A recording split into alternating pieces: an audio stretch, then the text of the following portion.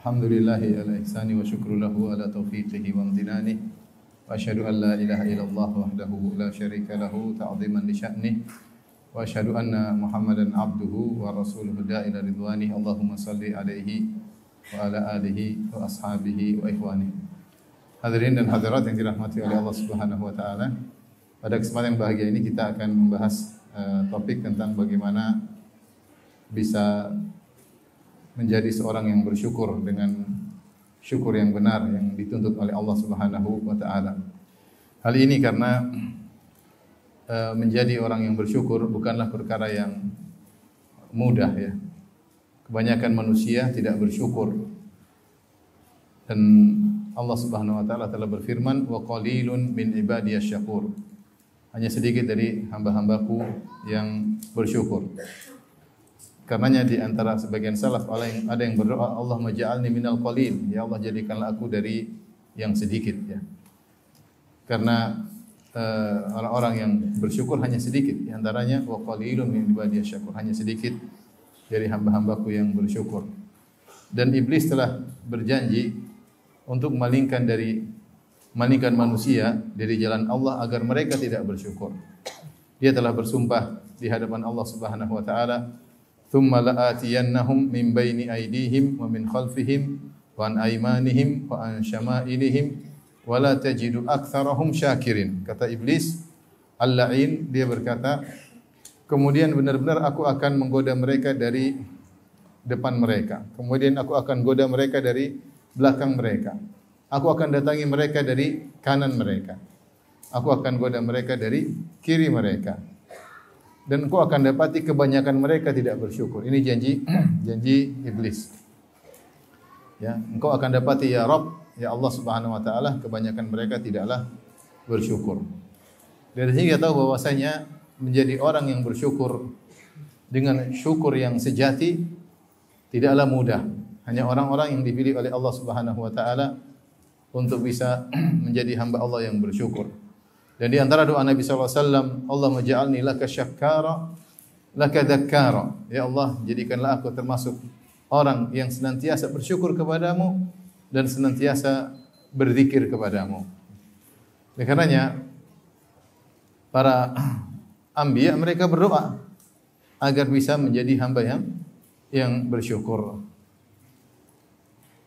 Seperti Nabi Sulaiman alaihissalam ketika melihat semut berbicara, fatabassama dhahikan min qawliha wa qala rabbi auzi'ni an ashkura ni'mataka allati an'amta 'alayya wa 'ala walidayya wa an a'mala salihan tarda. Segera dia berdoa, ya Allah, ilhamkanlah kepadaku, itu berilah taufik kepadaku, an ashkura ni'mataka allati an'amta 'alayya, agar aku bisa mensyukuri nikmat-nikmat yang engkau anugerahkan kepadaku. Para nabi berdoa agar bisa menjadi hamba yang bersyukur. Ini menunjukkan bahwasanya syukur bukanlah ibadah yang mudah, dia butuh perjuangan. Ya. Mungkin kalau secara umum manusia bersyukur, tapi syukur yang benar-benar dikatakan bersyukur, yang sesuai dengan kehendak Allah Subhanahu wa taala, ini perkara yang butuh perjuangan karena hanya sedikit orang-orang yang bisa menjadi hamba-hamba Allah yang bersyukur. Ikhwan dan akhwat yang dirahmati oleh Allah Subhanahu wa taala,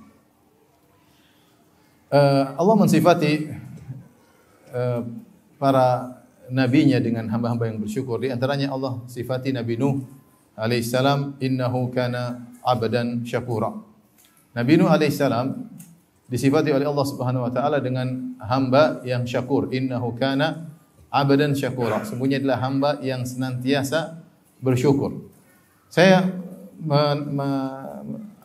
menghayati ayat ini dengan memperhatikan sejarah perjuangan Nabi Nuh alaihissalam. Seandainya Allah mengatakan innahu kana abdan sabura, sungguhnya Nuh adalah hamba yang penyabar, maka itu sangat pas. Karena Nabi Nuh alaihissalam diuji dengan berbagai macam ujian, terutama ujian dalam dakwah. Bahkan sebagian ulama ketika menjelaskan tentang surat Al-Ankabut, Alif Lam Mim ahasiban nasu ayyutraku ayyaqulu amanna wa hum la yuftanun. Walaqad fatanna alladziina min qablihim, dan seterusnya. Apakah manusia menyangka mereka dibiarkan mengucapkan kami beriman lantas tidak diuji? Sungguh kami telah menguji orang sebelum mereka. Kemudian Allah sebutkan di antara ujian, walaqad arsalna Nuhan ila qaumihi falabitha fihim alfasanatin ila khamsina ama. Kami sungguh telah mengutus Nabi Nuh kepada kaumnya, maka dia berdakwah 950 tahun.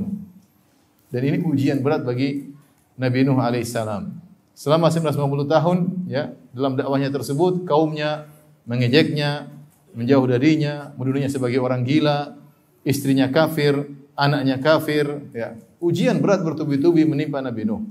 Kalau kita mengatakan sungguhnya Nuh adalah hamba yang bersabar, sungguh sangat pas. Tetapi ternyata Allah tidak mensifati dia dengan hamba yang bersabar, tapi Allah sifati dengan hamba yang bersyukur. Innahu kana 'abdan syakura. Sungguhnya Nuh adalah hamba yang senantiasa bersyukur. Karenanya pada hari kiamat kelak ketika orang-orang meminta syafaat kepada para anbiya agar Allah segera datang di faslil qada untuk mulai persidangan, maka mereka mendatangi Nabi Adam alaihissalam. Kemudian Nabi Adam minta uzur dan suruh pergi kepada Nabi Nuh. Idhabu ila Nuh, pergilah kepada Nabi Nuh. Ketika mereka datang kepada Nabi Nuh, mereka menyebutkan sifat mulia Nabi Nuh ini. Mereka berkata, "Ya Nuh, anta awwalu ar-rasuli ila ahlil ard, wa sammaka Allahu 'abdan syakura." Wahai Nuh, sungguhnya engkau adalah Rasul yang pertama yang Allah utus kepada penghuni bumi. Dan Allah menamakan engkau dengan apa? Abdan syakura. Ternyata ketika kita membaca tafsir dari firman Allah, Abdan syakura, Nuh kok bisa dikatakan hamba yang pandai bersyukur di tengah penderitaan yang dialaminya. Siapa yang kuat, ya, diuji seperti Nabi Nuh alaihissalam. Berdakwah 950 tahun, yang beriman cuma sedikit, ada yang mengatakan cuma 80 orang, ya. Wa ma amana mahu illa qalil. Tidak ada yang beriman kepadanya kecuali sedikit, 80 orang. Ya, 950 tahun yang ikut pengajian cuma berapa orang? 80 orang. Kalau kita bagi rata berarti setiap satu orang berapa tahun dapat hidayah? 10 tahun baru satu orang dapat hidayah. 10 orang 10 tahun kemudian bro, ya Ustaz. 10 tahun kemudian. Berarti luar biasa ujian yang dihadapinya. Tetapi dia sabar. Istrinya kafir. Bayangkan, fakhanatahuma, istrinya berkhianat kepadanya. Kita sibuk berdakwah, seorang sibuk berdakwah, ternyata istrinya menentang dakwahnya. Kemudian seorang sibuk berdakwah, ternyata anaknya juga menentang apa? Dakwahnya. Betapa ujian berat yang dihadapi Nabi Nuh ketika dia mendakwai anaknya. Ya bunayya irkam ma'ana, di akhir hayat anaknya ketika terjadi banjir besar dia mengatakan, wahai putraku, naiklah bersama. Wala takum ma'al kafirin, jangan kau termasuk bersama orang kafir. Anaknya tetap ngeyel. Sa'awi ila jabalin ya'simuna minal ma. Aku akan pergi menuju puncak gunung yang bisa menghalangiku dari tenggelam, ya. Akhirnya dia pun tewas ketika itu, dan ini membuat Nabi Nuh bersedih. Artinya ujian bertubi-tubi menimpa Nabi Nuh. Kullama marra alaihi mala'un min qaumi sakhiru min. Setiap ada sekelompok orang dari pembesar-pembesar kaum Nabi Nuh melewati Nabi Nuh, mereka mengejek Nabi Nuh. Kalau Nabi Nuh berdakwah, maka orang-orang menutup telinganya, ya. Ja'alu asabi'ahum fi adhani, mereka masukkan jari-jari mereka ke dalam telinga mereka, sampai Allah mengatakan asabi'ahum, saking, ya, padahal cukup 2 jari, tapi Allah mengatakan ja'alu asabi'ahum fi adhani wastaghshaw thiyabahum, bukan cuma menutup telinga, mereka tutup wajah mereka. Kemudian mereka semakin kabur, semakin menjauh dari Nabi Nuh alaihissalam. Jadi ujian yang dihadapi Nabi Nuh sangat besar, namun ternyata dia adalah hamba yang pandai bersyukur. Kalau kita kembali kepada buku tafsir, kita dapati ternyata Nabi Nuh alaihissalam dikatakan pandai bersyukur karena setiap nikmat yang dia dapatkan selalu dia syukuri, selalu dia mengucapkan alhamdulillah. Kalau dia makan, dia mengatakan alhamdulillah. Kalau Allah berkehendak aku menjadi lapar, tentu aku akan menjadi lapar, tapi Allah memberikan aku makanan. Kalau dia minum, dia mengatakan alhamdulillah. Dia berkata seandainya Allah berkehendak aku menjadi haus, maka aku akan menjadi haus. Kalau dia pakai pakaian, dia mengucapkan alhamdulillah. Seandainya Allah berkehendak aku tidak berpakaian, tentu aku tidak berpakaian. Tidak ada satu nikmat pun yang dia rasakan kecuali dia renungkan. Dia menganggap setiap nikmat tersebut satu demi satu harus dia syukuri. Maka disitulah Allah menamakan dia abdan syakura. Dia bersyukur di tengah-tengah ujian yang dia hadapi. Ini suatu hal yang menakjubkan, ya. Suatu hal yang menakjubkan. Ya. Kemudian juga Nabi Ibrahim alaihissalam. Nabi Ibrahim alaihissalam Allah sifati dia juga hamba yang bersyukur. Kata Allah Subhanahu wa taala, "Inna Ibrahima ummatan kana ummatan qanitan lillahi hanifan wa lam yakun minal musyrikin syakiran li an'umih. Di antara sifat Nabi Ibrahim syakiran li an'umih, senantiasa bersyukur atas nikmat-nikmat yang Allah berikan kepadanya. Syakiran isim fa'il yang menunjukkan kesinambungan. Dia seperti fi'il mudhari'. Syakiran li an'umih kata Asy-Syaukani dalam Fathul Qadir, an'umih wazan an'um adalah jam'ul qillah, yaitu jamak yang menunjukkan jumlah yang kurang dari 10. Wazan di antaranya af'ul. Sehingga diambil faedah bahwasanya Nabi Ibrahim alaihissalam bukan hanya mensyukuri nikmat Allah yang besar-besar, tapi bahkan nikmat Allah yang kecil-kecil dia pun syukuri. Seperti sebagaimana Nuh alaihissalam, makan dia bersyukur, minum dia bersyukur, berpakaian dia bersyukur, ya. Sehingga Ibrahim alaihissalam bersyukur bahkan pada perkara-perkara yang sepele. Padahal kalau kita mau bilang Ibrahim adalah hamba yang bersabar, lebih mungkin cocok menurut pandangan kita. Ujian yang dihadapi luar biasa. Ujiannya besar atau tidak? Besar. Bayangkan diusir, dimusuhi satu negeri karena dia bertauhid. Satu negeri semuanya musuhin dia. Dari kakek-kakek, nenek-nenek, perempuan, laki-laki, om-om, janda-janda, semua musuhin Nabi Ibrahim alaihissalam. Semua musuhin Nabi Ibrahim alaihissalam. Berlomba-lomba untuk menyediakan kayu bakar untuk membakar Ibrahim alaihissalam. Tidak beriman kepadanya kecuali ponakannya. Fa'amana lahu Lut. Nabi Lut alaihissalam kemudian beriman kepada Ibrahim alaihissalam. Ujian, diusir dari kaum, dimusuhi oleh ayahnya.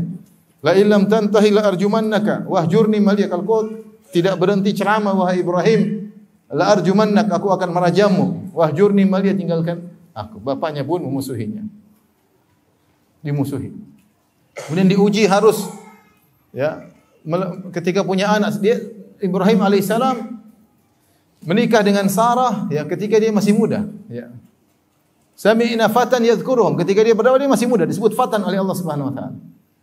Kemudian dia menikah dengan Sarah dan dia tidak punya anak kecuali setelah umurnya mungkin 80-an. Ini puluhan tahun nikah enggak punya anak. Ujian tersendiri. Ketika punya anak, anaknya yang baru lahir yang dia tunggu-tunggu di nanti-nanti selama ini harus diletakkan di Mekah. Ujian atau tidak? Dipisahkan dari anak yang sangat dia cintai. Ketika anaknya besar disuruh disembelih. Ujian bertubi-tubi. Dan semua itu dia hadapi dengan sabar. Allah mengatakan wa Ibrahim alladzi waffa. Ibrahim yang menunaikan segala perintah Allah Subhanahu wa taala. Wa idza batala Ibrahim rabbuhu bikalimatin fa atammahun. Ketika Allah menguji Ibrahim dengan perintah-perintah, namun fa'atammahun, yaitu Ibrahim melaksanakan semua perintah dengan sempurna. Sangat bersabar dalam menjalani segala ujian tersebut. Ya, sabar dalam terpisah dengan anaknya, sabar untuk menyembelih apa? Menyembelih anaknya Ismail, tetapi ternyata Allah sifati dia dengan apa? Syakiran li an'umi, senantiasa bersyukur atas nikmat-nikmat Allah. Yang menakjubkan bukan nikmat-nikmat besar saja yang dia syukuri, bahkan nikmat-nikmat kecil. Nah inilah yang orang seperti begini yang jarang. Yang di tengah-tengah ujian dia masih bersyukur kepada Allah Subhanahu wa taala. Bukan pada nikmat-nikmat yang besar saja, bahkan pada nikmat-nikmat yang kecil.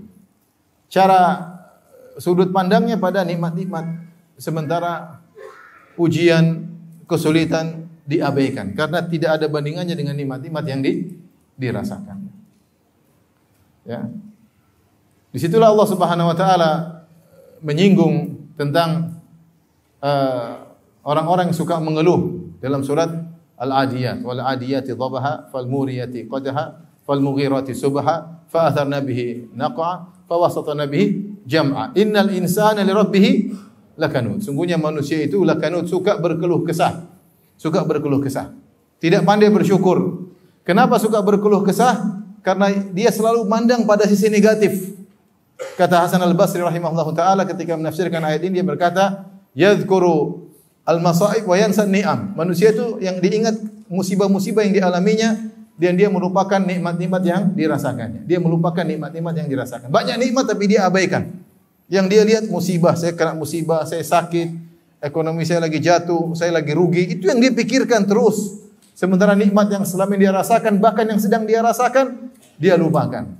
Bahkan sebagian ulama mengatakan, lihatlah Allah sebutkan ayat ini, innal insana li rabbih lakanud. Sungguhnya manusia suka berkeluh kesah setelah Allah menyebutkan tentang kuda perang. Wal adiyati dhabha, demi kuda perang yang berlari tengah-tengah dengan suara dhabha. Fal muriyati qadha, ketika dia berlari dengan begitu kencangnya sampai keluar percikan-percikan api dari tapal kudanya atau sentuhan kukunya dengan batu yang dia artinya semangat. Ya. Fal mughirati subha, yang kemudian di pagi hari dia menyerang. Fa atharna bihi naqwa, kemudian dia masuk di tengah-tengah medan pertempuran sehingga membuat debu bertaburan. Fa wasata bihi jam'a, masuk di tengah medan pertempuran, itulah kuda. Padahal kuda tersebut hanya diberi kebaikan oleh tuannya tidak banyak. Dikasih apa namanya? Dikasih rumput, dia makan, dielus-elus sedikit, tapi kalau disuruh perang semangat. Itu kuda, tahu berterima kasih kepada tuannya, dan dia tidak pernah berkeluh kesah, bahkan dia setia sampai dia mati dalam pertempuran tidak jadi masalah. Fa atharna bihi naq'a, dia sampai menaburkan debu-debu. Fa wasatna bihi jam'a, kemudian masuk di tengah-tengah medan pertempuran, tidak peduli kalau tuan yang ngajak ke sana dia masuk. Padahal cuma dikasih apa? Dikasih rumput, dielus-elus, tapi setia sama tuannya. Nah, manusia dikasih apa? Dikasih akal, dikasih ini, dikasih istri, dikasih anak, dikasih rumah, dikasih kesehatan, makan juga macam-macam modelnya. Kuda makan paling apa? Rumput. Antum makan berapa judul yang dimakan? 1000 judul mungkin enggak selesai. Ini, makan anu, makan ini. Jalan-jalan sana kemari, pergi ke sana, pergi ke Pekalongan. Pekalongan ada tempat pemandangan enggak? Ada. Sana kemari. Saya belum lihat tapi ya. Tik sana kemari. Wah, jalan-jalan banyak. Nikmat apa lagi? Banyak sekali. Tapi disuruh taat kepada Allah, berkeluh kesah. Tidak seperti kuda yang pandai berterima kasih, bersyukur kepada tuannya. Setelah Allah menyebut tentang kuda yang luar biasa, Allah mengatakan, innal insana li rabbih lakanud. Sungguhnya manusia itu suka berkeluh kesah. Karena pandangan dia selalu pada sisi yang negatif. Saya terkena ini. Tidak melihat kepada sisi positif, nikmat-nikmat yang Allah berikan kepadanya yang telah lalu atau yang sedang dia rasakan. Ini kebanyakan manusia. Dan firman Allah, innal insana, sungguhnya manusia, itu ya mencakup seluruh manusia. Hukum asal. Innal insana li rabbih lakanud. Sungguhnya manusia itu suka berkeluh kesah. Makanya ketika Allah Subhanahu wa taala juga menyebut tentang nikmat-nikmat, Allah mengatakan, wa in ta'uddu ni'matallahi la tuhsuha innal insana ladzalumun kaffar. Kalau kalian menghitung nikmat-nikmat Allah, kalian tidak mau menghitungnya, sungguhnya manusia itu, ini hukum asal. Sungguhnya manusia itu ladzalumun, suka berbuat dosa, kafar, suka ingkar kepada nikmat Allah Subhanahu wa taala. Kafar di sini maksudnya ingkar kepada nikmat-nikmat Allah Subhanahu wa taala. Maka pada kesempatan yang bahagia ini kita ingin belajar untuk tidak menjadi kebanyakan manusia, tapi kita ingin menjadi golongan al-qalil yang sedikit yang dipuji oleh Allah Subhanahu wa taala, wa qalilun min ibadiyas syakur. Hanya sedikit dari hamba-hambaku yang bersyukur. Hadirin dan hadirat yang dirahmati oleh Allah Subhanahu wa taala. Sebelum kita mempelajari bagaimana agar kita bisa menjadi hamba yang bersyukur, mungkin perlu kita sebutkan tentang keutamaan orang yang bersyukur. Apa sih keutamaan orang yang bersyukur? Saya rasa keutamaan yang paling utama dia meraih ridha Allah Subhanahu wa taala. Dia meraih ridha Allah Subhanahu wa taala. In takfuru fa inna Allaha ghaniyyun 'ankum wa la yarda li 'ibadihi al-kufur wa in tashkuru yardahu lakum. Wala taziru waziratu wizra ukhra. Dalam surat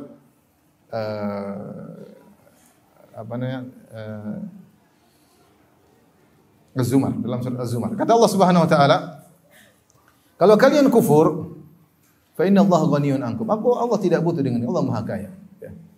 Tetapi wala yarda li ibadihi al-kufr. Allah tidak ridha kekufuran bagi hamba-hambanya. Wa in tashkuru, kalau kalian bersyukur, yardahu lakum. Maka Allah ridha syukur tersebut pada kalian. Allah ridha kepada hambanya yang bersyukur. Dalam satu hadis kata Nabi sallallahu alaihi wasallam, "Inna Allah la yarda an 'abdihi idza akala al-aklah fayahmadahu 'alaiha wa idza shariba syarbah fayahmadahu 'alaiha." Sungguhnya Allah Subhanahu wa taala sungguh ridha kepada hambanya yang jika makan makanan maka dia memuji Allah atas makanan tersebut. Dia bilang apa? Alhamdulillah. Wa idza syariba syarbah, kalau dia meminum suatu minuman maka dia memuji Allah Subhanahu wa taala. Ya. Allah ridho kepada hamba yang seperti ini. Dan contohnya tadi siapa? Nabi Nuh alaihi salam. Makan memuji Allah. minum memuji Allah, pakai pakaian memuji Allah. Bahkan dengan penuh penghayatan dengan mengatakan seandainya Allah berkehendak saya lapar, saya akan lapar. Ketika dia minum dia hilang dahaganya, seandainya Allah berkehendak saya berdahaga, tentu saya akan dahaga. Ketika dia pakai pakaian, seandainya Allah berkehendak saya tidak berpakaian, maka saya tidak akan berpakaian. Benar-benar dia renungkan nikmat demi nikmat satu demi satu. Itulah juga sifat Nabi Ibrahim alaihissalam, syakiran li an'umih. Ya, mensyukuri nikmat Allah secara detail satu demi satu. Ini yang kita sulit lakukan. Kita hanya terkadang bersyukur kalau mendapatkan nikmat-nikmat yang besar. Nikmat-nikmat kecil tidak kita renungkan, Oleh karenanya siapa yang bersyukur maka Allah akan meridainya. Waridwanullahi akbar. Dan keridhaan Allah lebih besar ya. Daripada nikmat surga, mendapat ridha Allah itu lebih agung. Seorang kalau sudah diridhai oleh Allah, yaitu disukai oleh Allah, Allah ridha kepadanya. Ya. Itulah kalau kita sebut sahabat kita bilang radhiyallahu taala anhu ya. Ya. Radhiyallahu anhu wa radhiyallahu anhum wa radu'an. Allah ridha kepada mereka dan mereka ridha kepada Allah Subhanahu wa taala. Seorang meraih keridhaan Allah ya, maka ini adalah nikmat yang sangat besar. Allah sudah senang dengan dia, ridha dengan dia, sudah ini nikmat yang sangat besar. Pasti Allah beri taufik kepada dia. Pasti Allah mengantarkan dia kepada jalan-jalan kebaikan jika dia sudah pandai bersyukur kepada Allah Subhanahu wa taala. Kemudian keutamaan orang yang bersyukur, orang yang bersyukur tidak akan diazab oleh Allah Subhanahu wa taala. Ma yaf'alullahu bi'adzabikum in syakartum wa amantum wa kana Allahu syakiran alima. Kata Allah Subhanahu wa taala, mengapa Allah harus mengadab jika kalian bersyukur dan beriman? Wa kana Allahu syakiran alima, dan Allah Maha bersyukur dan Allah Maha mengetahui. Seorang yang pandai bersyukur tidak akan diadab oleh Allah. Buat apa Allah adab dia sementara dia hamba yang pandai bersyukur? Jadi orang yang bersyukur pasti selamat dari neraka Jahannam. Orang bersyukur pasti selamat dari adab kubur. Kenapa? Karena dia pandai bersyukur kepada Allah Subhanahu wa taala. Dia telah mencapai derajat yang menjadikan Allah tidak pantas untuk mengadab dia. Karena dia adalah orang yang pandai bersyukur. Ketika Allah menyebutkan balasan kepada orang-orang yang bersyukur, Allah sebut dalam dua ayat yang berturut-turut. Yang pertama Allah mengatakan, sayajizillahu syakirin. Allah akan memberi balasan kepada orang-orang yang bersyukur, yaitu berupa kebaikan-kebaikan. Demikian juga ayat setelahnya Allah mengatakan, wasanajizis syakirin. Dan kami akan beri balasan kepada orang yang bersyukur. Dalam dua ayat tersebut, Allah tidak menyebutkan tentang apa balasannya. Sehingga Syekh Abdurrahman bin Nasir As-Sa'di rahimahullahu taala dalam tafsirnya ketika mengomentari ayat ini, wasanajizis syakirin, dan kami akan beri balasan kepada orang yang bersyukur. Balasannya apa Allah tidak sebut. Ini di antara metode Allah ketika menghilangkan objeknya, kami akan beri balasan kepada orang-orang yang bersyukur. Balasannya apa tidak disebutkan, menunjukkan balasan tersebut banyak. Sehingga tidak perlu disebutkan karena saking banyaknya. Saking hebatnya balasan tersebut. Cukup Allah mengatakan kami akan beri balasan. Menunjukkan bahwasanya ganjaran, kami akan beri ganjaran. Menunjukkan ganjaran tersebut bukan ganjaran biasa. Karena Allah tidak sebutkan tentang objek ganjaran tersebut. Allah menghilangkan objeknya, Allah hanya memberi penjelasan yang mubham. Wasanajizis syakirin, bahwasanya kami akan beri ganjaran kepada orang yang bersyukur tanpa menyebut ganjarannya apa. Tapi di antara keutamaan orang yang bersyukur, ya, di antara keutamaan orang yang bersyukur terkait dengan dunia, ya, orang yang bersyukur akan diberi kebahagiaan, hati yang bahagia. Kebanyakan orang tidak bahagia, kenapa? Karena tidak pandai bersyukur, hasad sama orang, dengki sama orang. Tapi kalau dia pandai bersyukur, dia qanaah. Dia pandai bersyukur. Dia merasa mendapat nikmat yang baik bagi dia, sehingga dia tidak perlu hasad kepada orang lain. Di akhirat dapat pahala yang banyak, di dunia dia bahagia. Orang kalau pandai bersyukur dia bahagia. Suatu contoh yang diceritakan oleh Nabi Muhammad SAW dalam satu hadis tentang kisah dua istri Ismail alaihissalam. Bandingan antara orang istri yang pandai bersyukur dengan istri yang tidak pandai bersyukur. Ketika Ismail alaihissalam, syabbal gulam, tinggal di kota Mekah, kemudian di tengah-tengah suku Jurhum, suku Arab yang datang langsung dari kabilah Qahtan dari Yaman, kemudian tinggal di situ. Syabbal gulam, kemudian Ismail menjadi tubuh besar, jadi pemuda yang menakjubkan mereka. Fazawwajuhu, maka mereka pun menikahkan dia dengan seorang wanita dari suku Jurhum, kabilah Jurhum. Maka setelah dia menikah dengan wanita tersebut, Ibrahim alaihissalam yang sudah tua, ayahnya kemudian datang mengunjungi Ismail. Dalam Sahih Bukhari. Maka datanglah Ibrahim alaihissalam, qadarullah Ismail lagi tidak ada. Maka dia bertemu dengan istrinya. Maka Ibrahim alaihissalam bertanya, "Mana Ismail?" Kata istrinya, "Dhahaba yabtaghi lana." Dia sedang pergi berburu mencari nafkah buat kami. Kemudian Ibrahim bertanya, "Bagaimana kehidupan kalian?" Istrinya mengeluh, "Nahnu fi syiddah. Nahnu fi dhiq." Kami dalam kondisi sulit, dalam kondisi sempit, mengeluh. Dia merasakan kesempitan, dia merasakan kesulitan hidup. Kenapa dia tidak pandai bersyukur? Akhirnya Ibrahim berkata kepada istrinya tersebut, "Kalau datang suamimu, sampaikan aku kirim salam kepada dia dan suruh dia an yughayyir atabata babihi, agar dia menggantikan atabah. Atabah itu pijakan kaki di pintu. Ketika masuk rumah, sebelum di pintu ada pijakan. Fungsinya mungkin untuk menghalangi hewan masuk atau air masuk. Suruh ganti." Akhirnya Ismail ketika pulang, dia mengatakan, "Sekarang ada tamu ya?" "Iya, ada tamu, kakek tua begini." Terus dia kirim salam buat kamu. Terus apa? Dia tanya tentang kehidupan kita. Saya bilang kehidupan kita sulit, susah, sempit. Terus ada wasiat nggak? Ada. Katanya kamu disuruh ganti pijakan apa? Pintu. Maka dia mengatakan, "Itu ayahku, dia menyuruh gantikan kamu ya. Idhabi ila ahlik, pulanglah ke rumah istrimu. Model kamu istri kayak gini tidak pandai bersyukur, harus diganti." Maka Ismail pun ceraikan dia. Kemudian Ismail alaihissalam, lihat orang yang tidak bersyukur menderita. Dia merasa kesengsaraan, kesempitan. Kenapa? Yang dia lihat selalu kesulitan. Ya. Ada mawar, ada durinya, yang dilihat durinya bukan mawarnya. Itu repot di situ. Pandangannya tertuju pada ini berduri.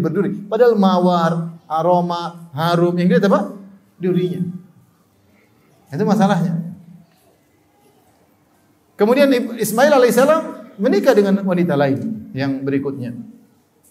Maka akhirnya Ibrahim datang lagi. Setelah berapa lama Ibrahim alaihissalam datang lagi, kemudian cari Ismail, ya, ingin menengok Ismail. Ternyata Ismail juga qadarullah lagi di luar. Lihat jawaban istri kedua, yang istri barunya Ismail. Maka ditanya oleh Ibrahim, "Aina Ismail? Mana suamimu?" "Dhahaba yabtaghi lana." Dia sedang berburu mencari makan buat kami.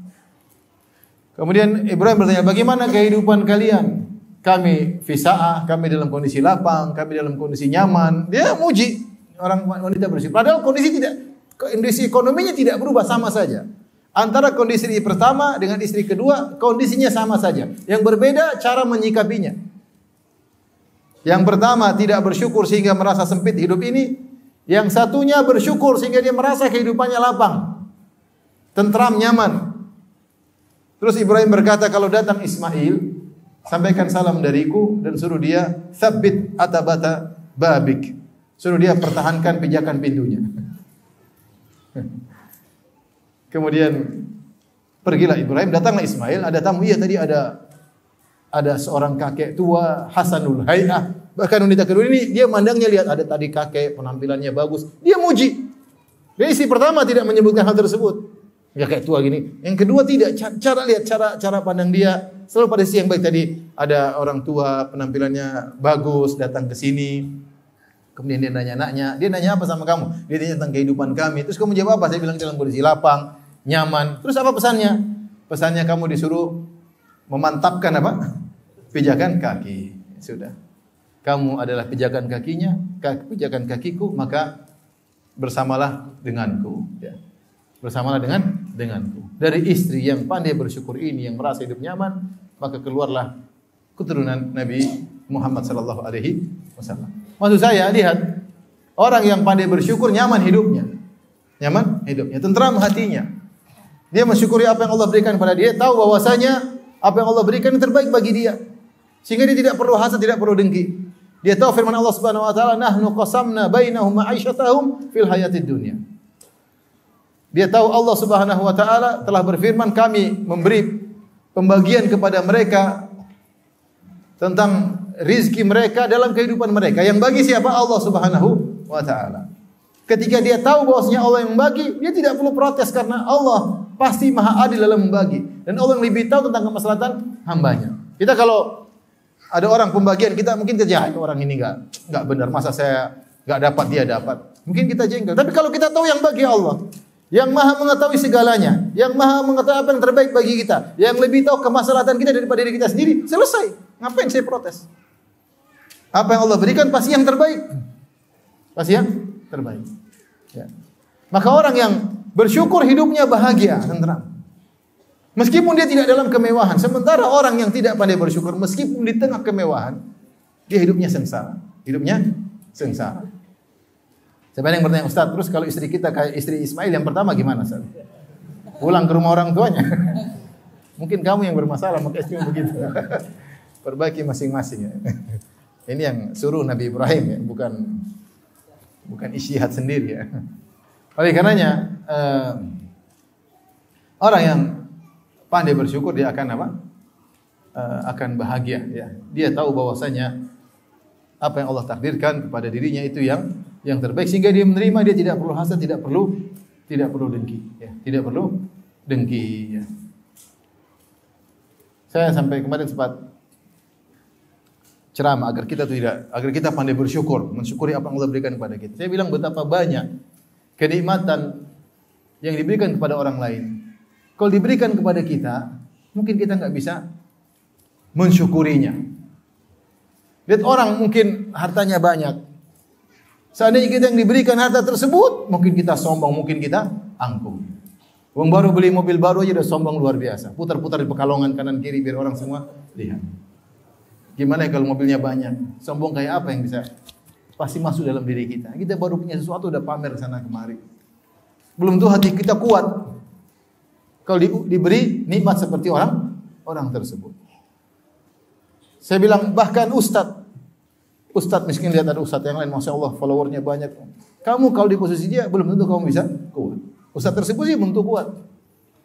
Mungkin baru pengajian, baru yang nonton cuma 100 sudah dipamer-pamerin di YouTube. Yang nonton apa? Live 100. Gimana kalau yang live-nya 10.000? Bangganya kayak apa? Bagaimana kalau pengajian kemudian full sana sini? Hati belum tentu kuat. Udah dapat sedikit-sedikit sudah bersyukur sama Allah. Karena masalah masuk surga bukan follower banyak atau follower apa? Sedikit. Yang penting kamu ikhlas atau tidak. Nabi Nuh followernya sedikit. Qalil min ibadiyas syakur apa? Fama amanu illa qalil. Kemudian alhamdulillah cuma sedikit. Dakwah 950 tahun. Tapi mendapat surga yang tinggi. Maka tidak perlu kita hasad sama ustaz sana, ustaz sini, enggak perlu. Dia diuji dengan ujiannya tersendiri. Mungkin dia kuat, enggak tahu itu urusannya dengan Allah Subhanahu wa taala. Saya bisa sebutkan tentang kisah Nabi Yusuf alaihissalam. Mungkin antum kalau berkaca wajah saya pas-pasan, saya pingin ganteng seperti itu. Kalau kamu ganteng, mungkin ujiannya berat. Lihat Nabi Yusuf alaihissalam, gara-gara ganteng dia di penjara. Itu tidak. Yusuf alaihissalam kenapa di penjara? Gara-gara ganteng. Subhanallah, gara-gara ganteng di penjara. Berarti ganteng ujian bukan? Ujian. Antum coba kalau ganteng, cewek inilah, WA lah, datanglah. Antum goyang, jenggot goyang, semua goyang. Alhamdulillah pas-pasan wajah. Maksud saya, sudahlah syukuri apa yang apa. Kalau antum diberi kenikmatan lebih, belum tentu antum bisa mensyukuri. Jadi ketika kita tahu Allah yang berfirman, nahnu qasamna bainahum ma'isyatan fil hayatid dunya. Allah yang bagi, sudah selesai. Mensyukuri apa yang Allah berikan pada kita. Sungguhnya apa yang Allah berikan kepada orang lain, belum tentu bisa kita kuat menghadapinya. Belum tentu kita bisa mensyukurinya. Belum tentu kita bisa terhindar dari fitnahnya. Ya. Saya masih ingat dulu waktu saya masih SMA atau SMP, ada teman, Masya Allah gantengnya luar biasa. Udah ganteng terus punya motor, apa namanya? Zaman itu motor Tiger tuh paling top sudah. Itu cewek ngumpul semua sama dia. Tapi kita nggak ada yang ngumpulin. Sepeda aja nggak punya, udah ingat Masya Allah. Ganteng, alhamdulillah. Kalau kita di tempat yang mungkin tak terjadi apa yang terjadi nggak tahu. Mungkin berzina wali'adzubillah, mungkin apa, minum mungkin namanya ujian tersendiri. Oleh karenanya syukuri. Untuk wajah pas-pasan apa? Syukuri. Syukurin pas-pasan, nggak ada wanita yang goda. Yo kalau ganteng kaya, cewek datang nggak? Datang. Goda tidak goda ya. Nah, dengan demikian kita tahu nikmat yang Allah berikan pada kita, udah kita bersyukur bahwasanya inilah yang terbaik yang Allah berikan pada kita. Kita berusaha untuk meraih lebih baik dengan banyak bersyukur, Allah akan kasih tambahan. Tapi orang yang bersyukur hidupnya bahagia. Hidupnya bahagia. Sebab di masa-masa pandemi kita punya kawan-kawan ada yang kaya, ada yang miskin. Sebagian kawan yang miskin pandemi, alhamdulillah. Alhamdulillah, kita masih selamat, alhamdulillah, masih bisa makan. Yang satu punya perusahaan, ya Allah, susah pandemi. Padahal dia yang kaya. Ini yang mengeluh yang kaya, yang miskin tidak mengeluh. Yang susah yang kaya, yang miskin tidak merasa susah. Masalah syukur atau tidak. Maka yang bersyukur Allah berikan dia kenikmatan di dunia sebelum di akhirat. Sebelum di akhirat. Kemudian di antara keutamaan orang yang bersyukur, siapa yang bersyukur maka Allah akan tambah nikmat yang Allah berikan kepadanya. Ya. La in syakartum la azidannakum. Jika kalian bersyukur maka Allah akan tambahkan nikmat kepada kalian. Ya. Maka jagalah nikmat dengan bersyukur, maka bukan cuma dijaga nikmat tersebut, bahkan Allah tambah nikmat tersebut. Siapa yang tidak bersyukur maka Allah akan hilangkan nikmat tersebut. Ketika Allah menyebut tentang suatu negeri yang diberikan banyak kenikmatan, kata Allah, fakafara bi an'umillah fa'adzaqahu Allahu libasal ju'i wal khaufi bima kanu yasnaun. Maka akhirnya mereka kufur, yaitu ingkar dengan nikmat Allah Subhanahu wa taala, maka Allah rasakan kepada mereka pakaian kelaparan dan pakaian ketakutan akibat perbuatan mereka. Jika seorang tidak bersyukur, nikmat tersebut akan dicabut sedikit demi sedikit oleh Allah Subhanahu wa taala. Jadi benarlah firman Allah Subhanahu wa taala. Sungguhnya kalau kita bersyukur bukan buat Allah Subhanahu wa taala, buat kita sendiri. In ahsantum ahsantum li anfusikum wa in asatum falaha. Kalau kalian berbuat baik untuk diri kalian sendiri. Kalau kalian berbuat buruk, ya kena kalian sendiri. Allah tidak butuh dengan syukur kalian, itu untuk kalian sendiri. Wa may yashkur fa innama yashkur li nafsihi. Siapa yang bersyukur sungguhnya dia bersyukur untuk dirinya sendiri. Bukan Allah tidak butuh dengan ibadah kita, Allah tidak butuh dengan rasa syukur kita. Kalau kita bersyukur, nikmatnya kembali kepada kita sendiri. Ini sebagian kecil dari keutamaan bersyukur. Di antaranya agar kita mendapatkan keridhaan Allah Subhanahu wa taala. Baik, pembahasan inti bagaimana agar kita bisa bersyukur kepada Allah Subhanahu wa taala. Yang pertama, agar kita bisa bersyukur kepada Allah Subhanahu wa taala, perbanyak doa. Perbanyak doa. Kalau para anbiya, para nabi mereka berdoa, Rabbi auzi'ni an ashkura ni'mataka allati an'amta 'alayya. Ya Allah, anugerahkan aku untuk bisa ilhamkanlah kepadaku agar aku bisa pandai bersyukur. Nabi berdoa, Allahumma ja'alni laka syakkara laka dzakara. Ya Allah, jadikanlah aku hambamu yang pandai bersyukur. Syakkar itu sering bersyukur. Jadi banyak doa kepada Allah Subhanahu wa taala. Ya Allah, jadikanlah aku hambamu yang pandai bersyukur. Laka dzakara, yang senantiasa berzikir kepadamu, ingat kepada Engkau dengan lisan ataupun dengan hati. Ingat kepada Engkau. Perbanyak doa seperti ini. Karena kita ini kurang bersyukur, kita kurang ingat Allah Subhanahu wa taala. Ini yang kita ingatlah medsos, berita ini, berita anu. Kita tidak pandai bersyukur sampai tidak sempat beribadah, tidak sempat untuk berzikir, tidak sempat untuk baca Quran. Susah. Oleh karenanya untuk bisa bersyukur butuh ilham. Rabbi auzi'ni, yaitu ya Rabbi alhimni, berilah ilham kepadaku untuk bisa bersyukur. Jadi yang kunci agar kita bisa pandai bersyukur, banyak berdoa kepada Allah Subhanahu wa taala. Kemudian untuk bisa jadi orang yang pandai bersyukur, ketahuilah syukur itu dilakukan dengan hati, dengan lisan dan jawarih, al-jawarih. Seorang bersyukur dengan hati, dengan lisan dan al-jawarih. Al-jawarih itu anggota badan.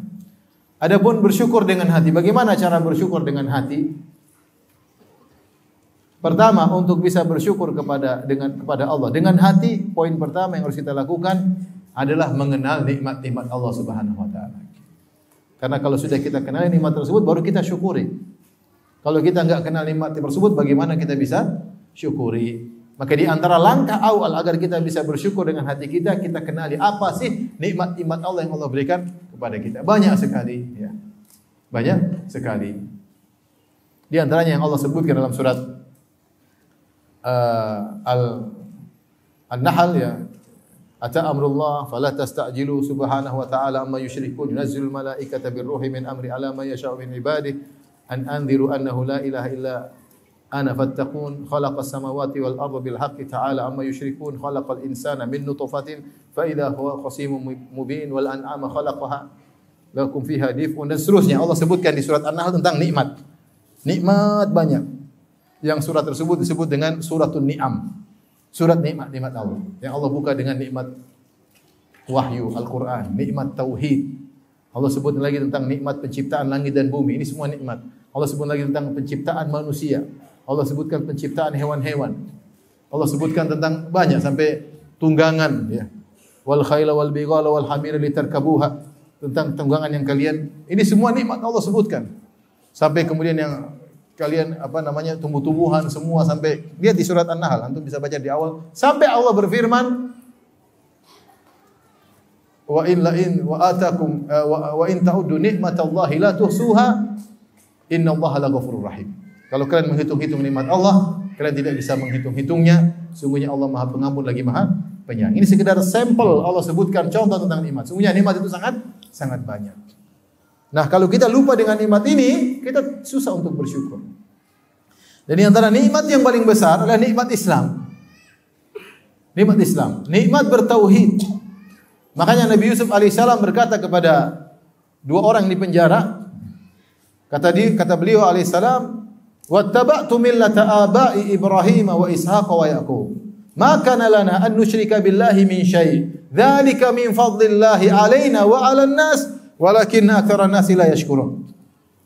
Kata Nabi Yusuf alaihissalam, aku meninggalkan kaumku, ya, yang kufur kepada Allah, tidak beriman hari akhirat, dan aku mengikuti agama nenek moyangku yang orang-orang saleh, yaitu Ibrahim, Ishak dan Yakub. Kami tidak berbuat syirik kepada Allah sama sekali. Kami tidak berbuat syirik tersebut, dzalika min fadlillahi alaina, adalah karunia Allah kepada kami, dan juga karunia kepada orang-orang yang tidak berbuat syirik. Walakinna aktsaran nasi la yashkurun, kebanyakan orang tidak bersyukur. Makanya kita tidak berbuat syirik, tidak terjerumus dalam kesyirikan. Kita di atas Islam, itu kenikmatan yang luar biasa.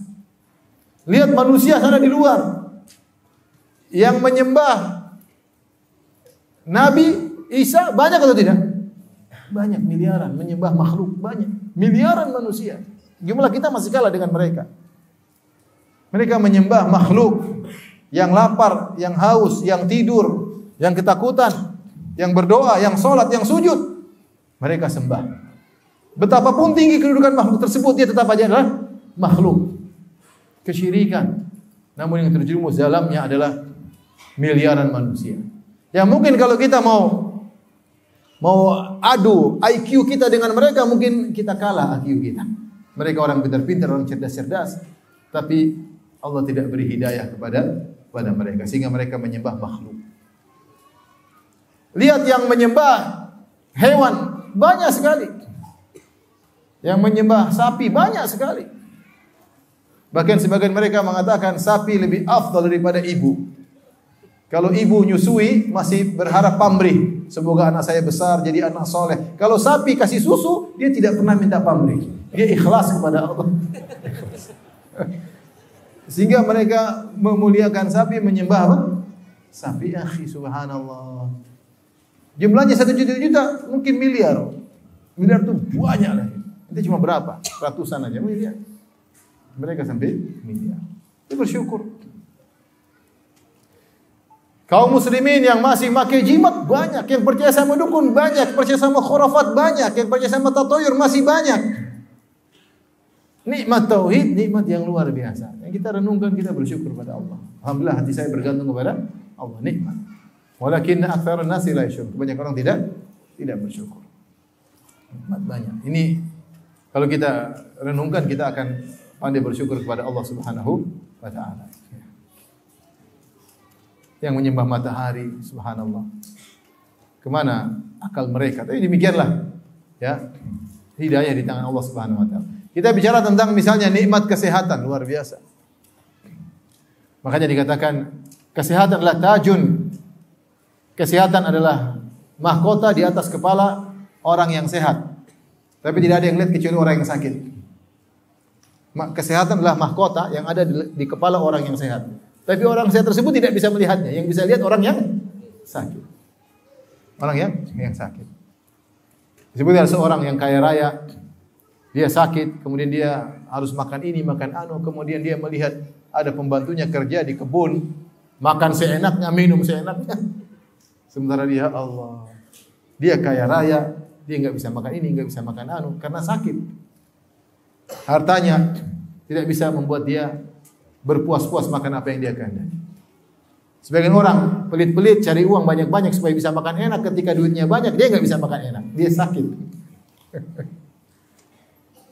Antum makan apa saja santai, makan gorengan, makan. Sebagian orang milah-milih nggak bisa. Kesehatan itu luar biasa. Makanya kalau kita mau syukuri kesehatan, pergilah ke rumah sakit, lihat orang sakit kayak apa. Yang teriak-teriak, yang sakit ini, sakit anu. Ini nikmat yang terkadang kita lalaikan. Belum nikmat dalam anggota tubuh, bisa melihat, bisa mendengar. Sebagian orang tidak bisa. Bisa berjalan, bisa makan kaki, bisa ke masjid, banyak nikmat. Cuma kita tidak ingat.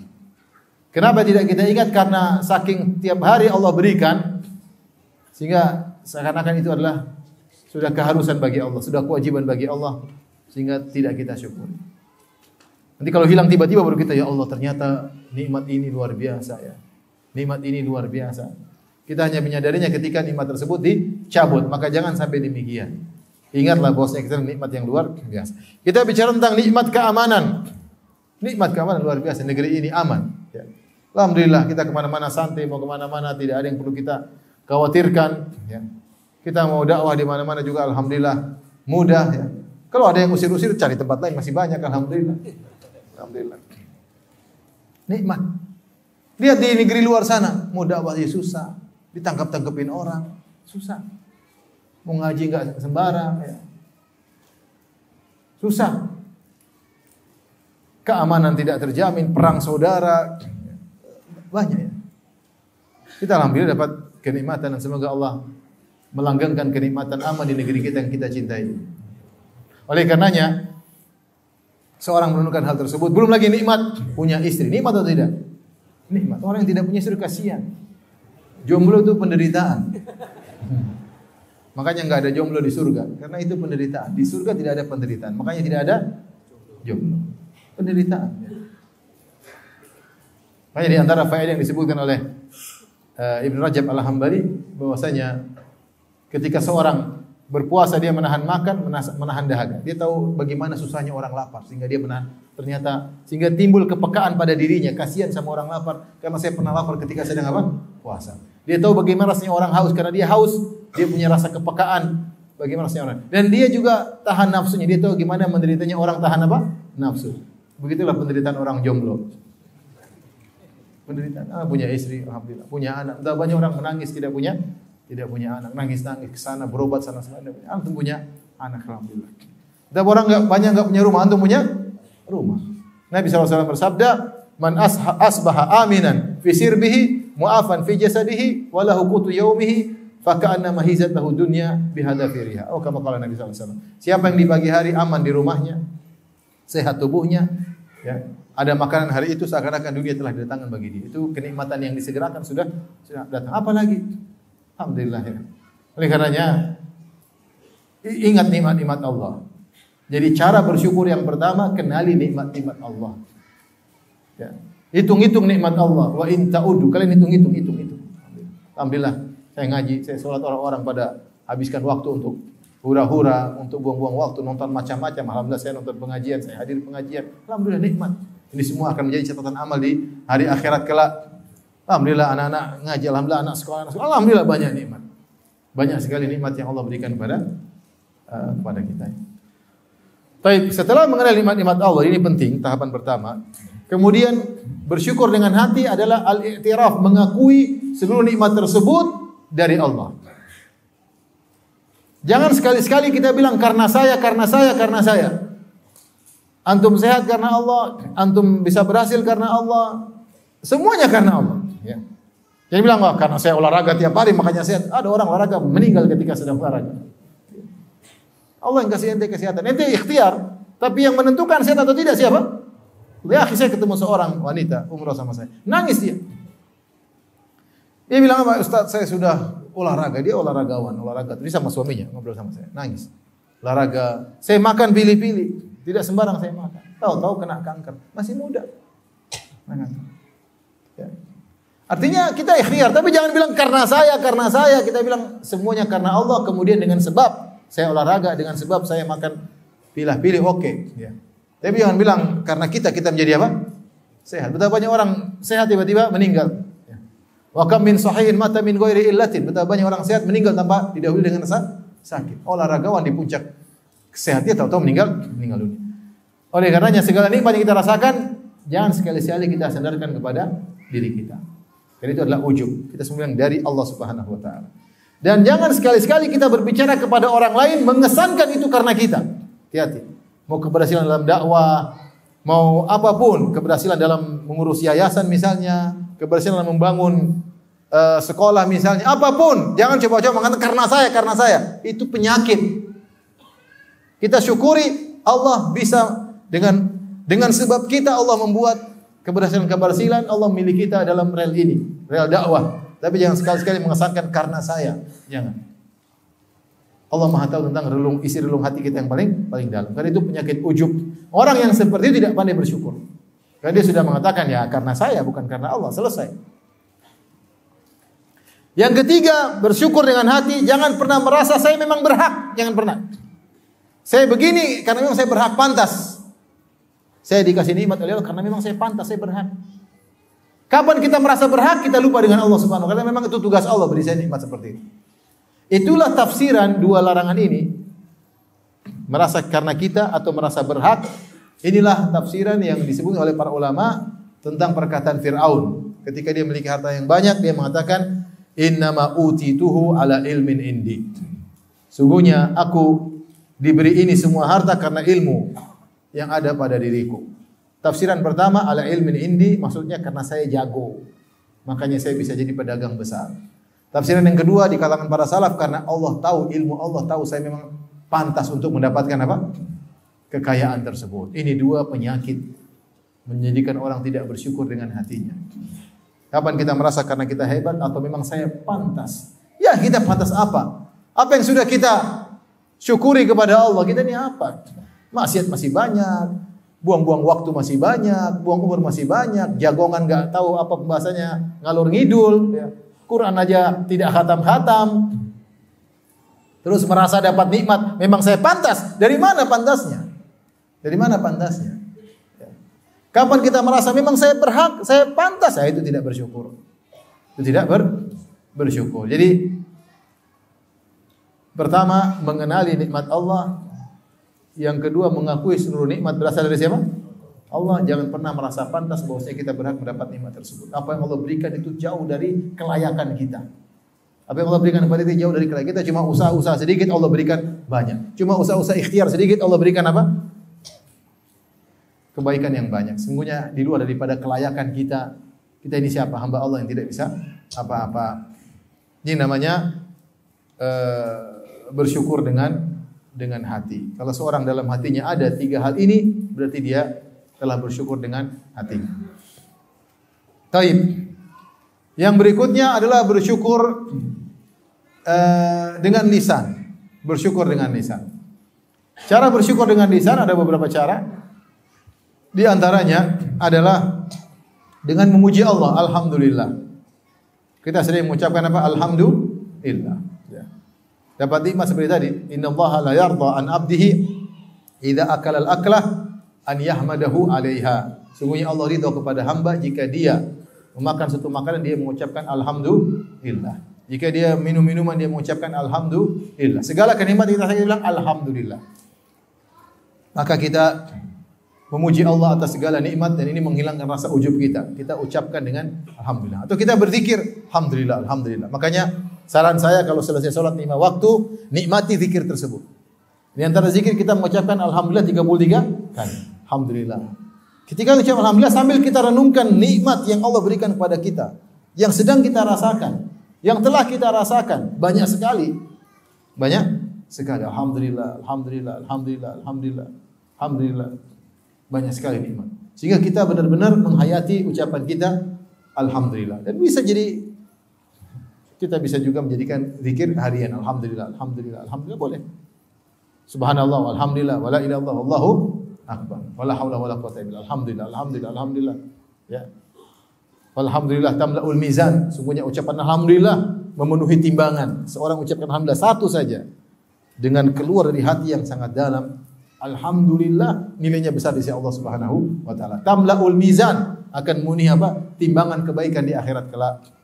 Yang kedua, bersyukur dengan lisan adalah ya dengan menisbahkan nikmat tersebut kepada Allah. Menisbahkan nikmat tersebut dalam secara hati kita nisbahkan kepada Allah, kita utarakan dengan lisan, dengan lisan.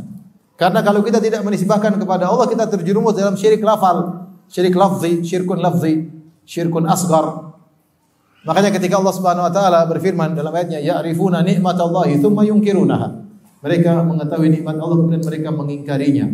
Di antara tafsiran para salaf, itu sekelompok orang yang sedang berlabuh naik sebuah kapal, kemudian datang ombak yang menghantam kapal mereka, terombang-ambing. Kemudian nahkodanya pandai menghandle kapal tersebut, akhirnya mereka selamat. Ketika mereka selamat, mereka berkata, kalau bukan karena nahkoda tersebut, mungkin kita sudah tenggelam. Maka Allah tegur, ya'rifuna nikmatallahi tsumma yunkirunaha. Mereka mengetahui nikmat Allah, mereka diselamatkan, tsumma yunkirunaha, mereka mengingkarinya. Di antara bentuk pengingkaran terhadap nikmat Allah adalah menyandarkan nikmat tersebut kepada sebab, bukan kepada musabbib. Sebab benar nahkoda itu pintar, tapi yang bikin nahkoda itu pintar siapa? Allah. Yang bikin ombaknya reda siapa? Allah. Mau dia pintar tapi kalau ombaknya dibesarin sama Allah, tewas. Lupa bahwasanya nahkoda itu makhluk di antara makhluk-makhluk Allah. Makanya di antara syirik kecil, seorang berkata, kalau bukan karena ini, mungkin saya sudah dibunuh. Kalau bukan karena dokter, mungkin saya mati. Kalau bukan karena polisi, mungkin saya sudah kecurian. Dan ini semua perkataan benar.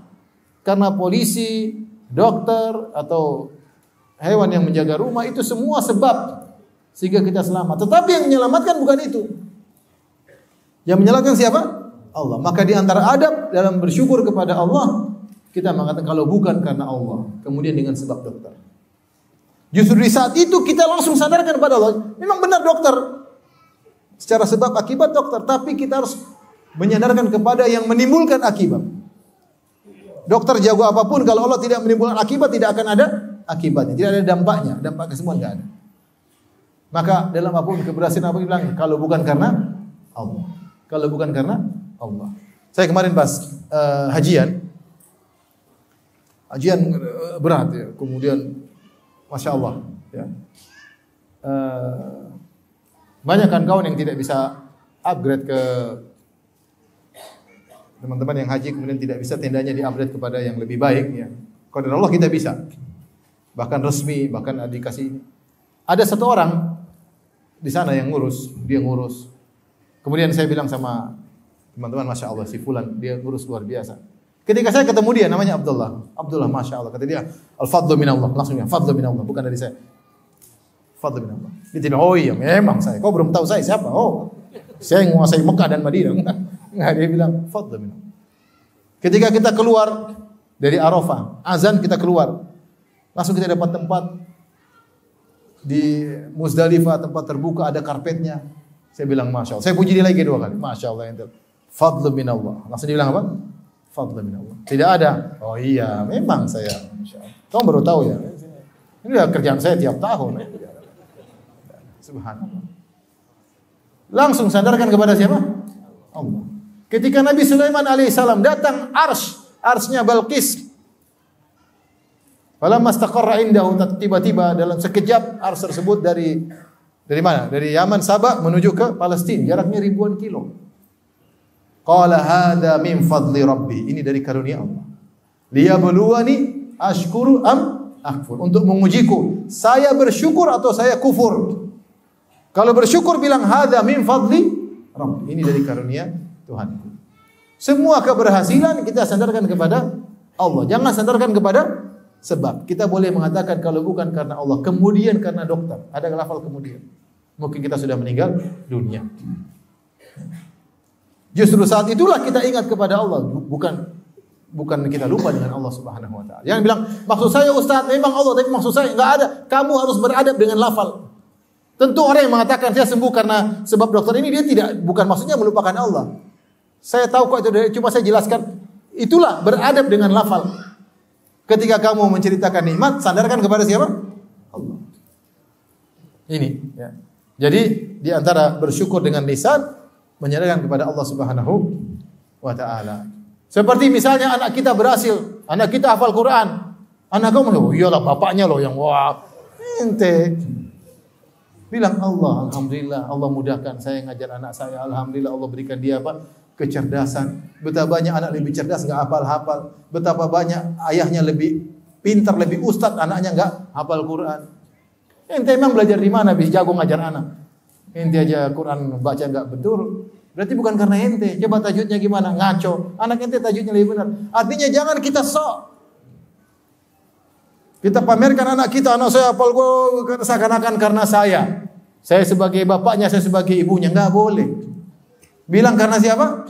Allah. Kemudian dengan sebab Allah mudahkan saya temani dia murojaah, saya temani ini, saya temani ini. Kalau kita berhasil ekonomi, jangan bilang karena saya. Ya. Bilang karena apa? Karena Allah. Alhamdulillah kemudian dengan sebab saya begini, Allah mudahkan warung saya jadi laris, inilah jadi laris, alhamdulillah. Jadi kita ini tidak punya kemampuan apa-apa. Ini kemudian di antara bersyukur dengan lisan, sebut-sebut. Wa amma bi ni'mati rabbika fahaddits. Adapun nikmat Rabbmu sebutlah. Sebut ini maksudnya apa? Untuk bersyukur kalau kita lupa. Alhamdulillah saya ini, alhamdulillah. Bukan untuk sombong. Ada orang sombongkan kenikmatan, dia bilang wa amma bi ni'mati rabbika fahaddits. Padahal dia ingin apa? Semua saya punya ini, saya punya ini, saya punya ini. Ya bukan untuk dalam rangka bersyukur, tapi untuk sombong. Nah, tidak ada masalahnya kalau kita kemudian berbicara dengan istri, anak-anak kita ingatkan ke masa lalu dulu kita kayak apa. Sayang dulu kamu kurus, saya juga kurus dulu.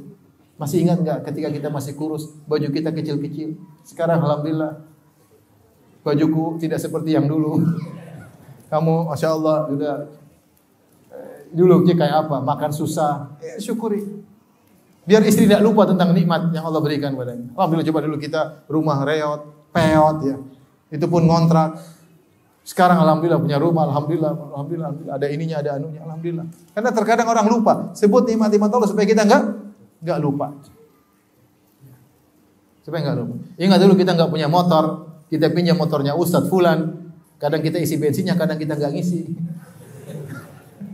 Alhamdulillah sekarang punya mobil, alhamdulillah. Cerita sama istri. Siapa anak-anak dulu kamu gini. Saya dulu bilang sama anak saya, Abdul Muhsin, Abi dulu tidak punya apa-apa. Abi dulu punya buku dari UNEP. Karena Abi nggak bisa beli susu, Abi jual buku tersebut untuk kasih susu kamu. Dia bilang Abi sering cerita susu itu. Maksud saya ingin, dulu kita tuh susah. Ya.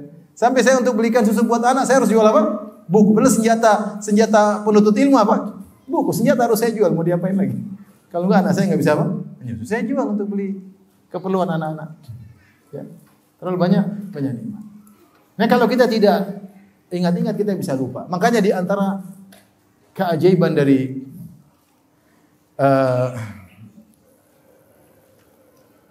Uwais Al-Qarani yang kata Nabi sallallahu alaihi wasallam, khairut tabi'in Uwais Al-Qarani. Sebaik-baik tabi'in Uwais Al-Qarani. Rasulullah sebutkan kana bihi baras. Dulu dia punya penyakit baras, badannya putih. Maka dia berdoa kepada Allah, ya Allah sembuhkanlah penyakitku kecuali seukuran dirham di pusarku. Supaya apa? Supaya aku ingat terus. tentang nikmat bahwasanya saya dulu pernah apa? Sakit. Dia tidak minta bersih seluruhnya, tapi dia ingat agar disisakan sedikit. Supaya kalau dia ingat, dia lihat saya dulu sakit. Subhanallah, dia cara bagaimana mengingat nikmat Allah dengan disisakan sebagian apa? Penyakit tersebut. Karena kalau hilang semua mungkin lupa. Mungkin lupa ya. Oleh karenanya, di antara cara kita bersyukur pada Allah, kita cerita tentang nikmat-nikmat. Bukan untuk kita sombong, tapi untuk kita tahu diri bahwasanya ini semua dari Allah. Kadang kita lupa. Ingat masa lalu kita sekarang, dulu bagaimana, sekarang bagaimana. Ingat, alhamdulillah ya. Dengan nyebut-nyebut, kita perlu sebut pada istri, sebut pada anak, ya. Mungkin sebut pada kawan, tapi ingat dalam rangka bersyukur, bukan untuk apa? Sombong. Ya, tidak semua kita sebutkan karena bisa jadi orang apa? Hasad. Tidak semua kita sebutkan karena tidak semua orang kuat mendengar kebahagiaan kita. Hati orang macam-macam. Hati orang macam-macam. Ya. Taib, ini adalah bersyukur dengan lisan. Ya. Bersyukur dengan lisan. Tadi apa saja? Menyandarkan kepada Allah. Kemudian mengucapkan alhamdulillah. Ketiga, menyebut-nyebut nama Allah, menyebut-nyebut nikmat tersebut. Di antaranya menggunakan lisan untuk ketaatan. Menggunakan lisan untuk apa? Ketaatan dengan baca Al-Quran, dengan berzikir kepada Allah Subhanahu wa taala, berkata-kata yang baik, wal kalimatu thayyibatu shadaqah, kata-kata yang adalah bersedekah, sebelum berbicara kita renungkan. Ini semua bentuk syukur kepada Allah, menggunakan lisan kita untuk bertakwa kepada Allah Subhanahu wa taala. Alam naj'al lahu ainain wa lisanan wa syafatain. Tidak kami telah berikan kepada dia dua mata, lisan dan dua bibir untuk bisa berbicara, untuk bersyukur, bukan untuk kufur kepada Allah Subhanahu wa taala. Yang terakhir, bersyukur kepada Allah dengan anggota tubuh al-jawarih. Caranya bagaimana? Yaitu dengan beribadah kepada Allah. Tidak usah banyak omong, banyak pengakuan, banyak ngaku-ngaku. Kalau kamu beribadah kepada Allah berarti kamu bersyukur. Kalau kamu malas beribadah, kamu tidak bersyukur. Tidak usah bilang kamu saya bersyukur. Kamu malas beribadah berarti tidak bersyukur.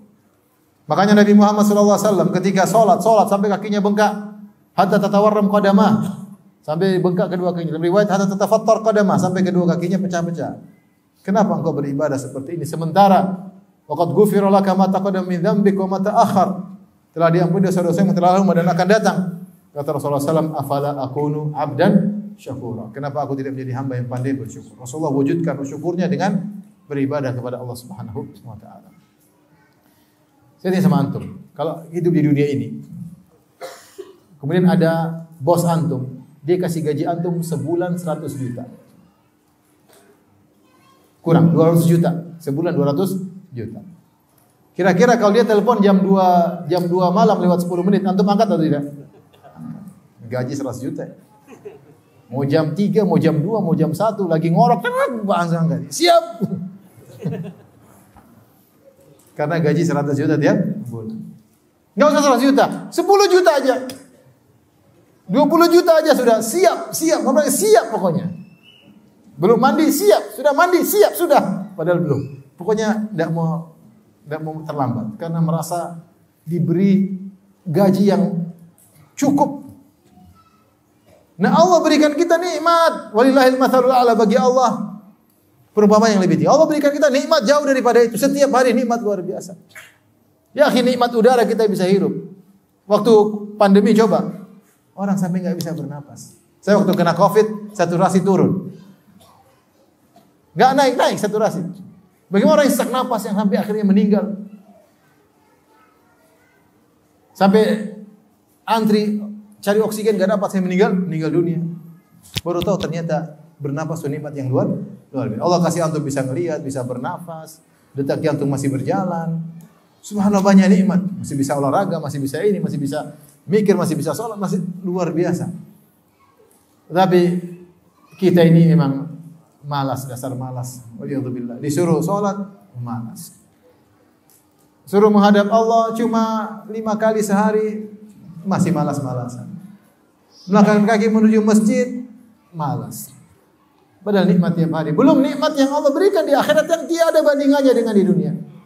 Yang 2 rakaat saja, rakaatul fajri, 2 rakaat sebelum salat subuh, khairun minad dunya wa fiha, lebih dari dunia dan seisinya. Itu 2 rakaat. Bagaimana dengan ibadah? Allah kasih kau nikmat di dunia, Allah kasih janjikan nikmat di akhirat, tapi kita masih malas. Kalau kita pandai bersyukur harusnya ada buktinya. Buktinya yaitu kita kapan dipanggil Allah kita siap. Makanya di antara bukti terbesar seorang bersyukur, dia gunakan nikmat yang Allah berikan padanya untuk beribadah. Nikmat kesehatan dia gunakan untuk beribadah. Percuma orang kemudian ototnya ini latihan fitness setiap hari. Udah makannya harus daging, harus gini. Begitu sholat subuh tidur. Ini otot buat apa? Untuk pamer, pakai baju ketat supaya orang lihat semua. Kekuatan itu akan ada tanggung jawabnya. Untuk bersyukur kepada Allah Subhanahu wa taala. Makanya ketika Allah berbicara kepada Nabi Sulaiman, kata Allah, "I'malu ala Daud syukra wa qalil min ibadiyasy syakur." Wahai keluarga Daud, maksudnya Sulaiman alaihissalam. I'malu, beramalah, syukran sebagai bentuk syukur. Amal itu bentuk syukur. Enggak usah banyak teori. Kamu beribadah, kamu bersyukur. Enggak beribadah berarti enggak bersyukur. Tidak beribadah. Makanya ketika Allah berikan kepada Nabi SAW Al-Kautsar, Allah suruh bersyukur. Allah Subhanahu wa taala, "Inna a'tainakal kautsar." Kami berikan kepada engkau Al-Kautsar, sungai di surga yang hanya diberikan kepada Nabi Muhammad SAW. Fasholli li rabbika wanhar, maka salatlah dan menyembelihlah. Di antara bukti bersyukur seorang salat dan menyembelih, dan itu dikerjakan oleh Nabi. Nabi salat luar biasa dengan seindah-indahnya salat, dan Nabi menyembelih dengan seindah-indahnya menyembelih. Ketika Rasulullah haji wada, maka beliau menyembelih 100 ekor onta. 100 ekor onta untuk Nabi sallallahu alaihi wasallam. Ya. Ini diberi nikmat yang banyak, korban aja enggak beli. Ya, malas ya. Beli korban juga korban yang kurus-kurus, yang hampir mati. Malas-malas ya. Karenanya saya katakan tadi bahwasanya bukti nyata kita bersyukur adalah kita beramal soleh. Maka mulai saat ini kita perbaiki diri kita. Apa sih amal soleh yang mungkin terbuka di hadapan kita? Banyak amal soleh. Ada puasa, ada baca Quran, ada silaturahmi, ada sholat malam, sholat lima waktu di masjid. Banyak terbuka amal soleh kita yang bisa kita lakukan sedikit demi sedikit. Ya, berbakti sama orang tua. Kita data, alhamdulillah kita mulai sedikit demi sedikit. Ya Allah, saya gunakan kekuatan saya untuk ini, untuk ini, untuk ini, untuk ini. Itu namanya bersyukur kepada Allah Subhanahu wa taala. Yang kedua, tidak menggunakan nikmat yang Allah berikan kepada kita untuk maksiat. Allah sudah berikan kita nikmatan mata, kita gunakan untuk memandang yang haram. Ya. Allah berikan kita mungkin kekuatan fisik, kita gunakan untuk yang haram. Ya. Sehat untuk melakukan yang haram. Mata bisa melihat untuk melihat yang haram. Untuk joget-joget, disko-disko, untuk dengar-dengar, telinga dikasih pendengaran yang baik, untuk dengar musik-musik. Nah, gimana mau bersyukur sama Allah Subhanahu wa taala? Subhanallah, saya renungkan, saya sampaikan, nanti bisa sampaikan lagi. Saya renungkan tentang musik ini. Perkataan Ibnu Mas'ud. Ibnu Mas'ud radhiyallahu anhu berkata, "Al-ghina yumbitun nifaq." Bahwasanya nyanyian, musik-musik menimbulkan kemunafikan. Kok bisa menimbulkan kemunafikan? Karena orang yang biasa berleha-leha, berlale-lale dengan musik, dia memanjakan apa? Memanjakan jiwanya, sehingga jiwanya menjadi manja, pingin ini, pingin anu, akhirnya terbawa kepada maksiat-maksiat yang lain, sehingga dia mudah untuk nurut kepada hawa nafsunya, karena maksudnya dimanjain. Orang minum khamar mungkin cuma saat dia minum khamar kemudian dia tidur, tapi kalau musik terkadang berjam-jam, berlama-lama, ya, dia berleha-leha dengan jiwanya tersebut. Akhirnya mudah dibawa kemana-mana, timbullah kemunafikan. Karena jiwanya sudah biasa berleha-leha, berlale-lale dengan kemaksiatan, sehingga mengajak dia untuk maksiat-maksiat yang lainnya. Ya. Dan itulah yang kita dapati, bahwasanya orang-orang yang bermusik-musik, ya, betapa banyak problem yang mereka hadapi. Mereka tidak menemukan kebahagiaan. Sebagian mereka kan narkoba, sebagian mereka inilah hancur keluarganya, sebagian mereka selingkuh, macam-macam. Ya. Kenapa tidak merasakan apa? Kebahagiaan. Karena jiwa mereka sering dilalaikan, berleha-leha, sehingga jiwanya pingin yang ini, pingin ini, dia harus nuruti semuanya. Pingin ini, pingin anu, pingin ini. Dia sudah biasa memberi gizi maksiat kepada jiwanya, sehingga jiwanya menjadi manja, menjadi kuat, sehingga menguasai dirinya. Dia ditawan oleh jiwanya sendiri. Seorang menghindar sebab-sebab tersebut, jangan bermaksiat kepada Allah dengan telinganya dengan mendengar hal-hal yang diharamkan oleh Allah Subhanahu wa taala. Ini saja ikhwan dan akhwat yang rahmati Allah Subhanahu wa taala yang saya sampaikan. Semoga Allah menjadikan kita hamba-hambanya yang pandai bersyukur kepada Allah Subhanahu wa taala. Jangan lupa sering berdoa, Allahumma ja'alni laka syakaran laka dzakaran. Allahumma ja'alni laka syakaran laka dzakaran. Ya Allah, jadikanlah aku hamba yang pandai bersyukur, pandai berzikir, pandai mengingat-Mu, karena kita sering lalai dan sering lupa, terutama zaman sekarang banyak sekali hal yang melalaikan kita, tontonan, medsos, internet dan yang lainnya. Wallahu taala a'lam bissawab. Baik, demikian saja. Mohon maaf atas segala kekurangan. Subhanakallah bihamdik asyhadu an la ilaha illa anta astaghfiruka wa atubu ilaik. Assalamualaikum warahmatullahi wabarakatuh.